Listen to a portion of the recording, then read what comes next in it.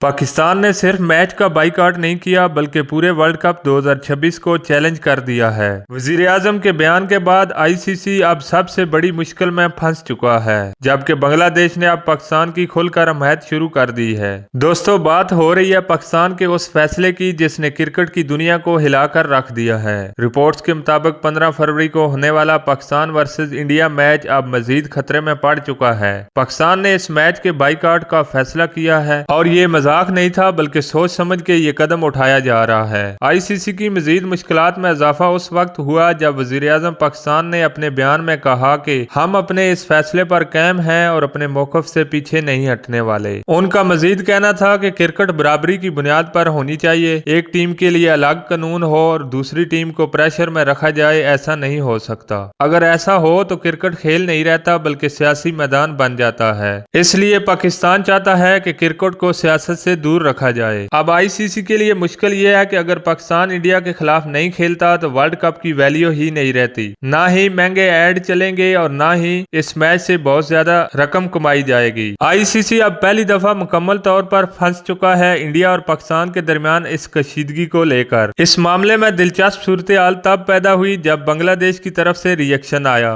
वहां के sport minister ने पाकिस्तान के फैसले को खुशाइंद करार दिया और पाकिस्तान का शुक्रिया भी अदा किया। पाकिस्तान के इस फैसले से न सिर्फ पाकिस्तानी अवाम खुश है बल्कि बांग्लादेश की अवाम भी खुशी का इजहार कर रही है, क्योंकि भारत ने बांग्लादेश को जबरदस्ती वर्ल्ड कप से बाहर किया था। अब आईसीसी पाकिस्तान और इंडिया के दरमियान मैच करवाने की कोशिश कर रहा है, लेकिन पाकिस्तान ने साफ साफ कह दिया है कि वो अपने फैसले पर कायम है और अब किसी सूरत इंडिया के खिलाफ मैच नहीं खेलेंगे। आप क्या समझते हैं कि पाकिस्तान का बाइकआउट सही है या गलत? कमेंट्स में जरूर बताएं और वीडियो को लाइक और चैनल को सब्सक्राइब करना ना भूलें। शुक्रिया।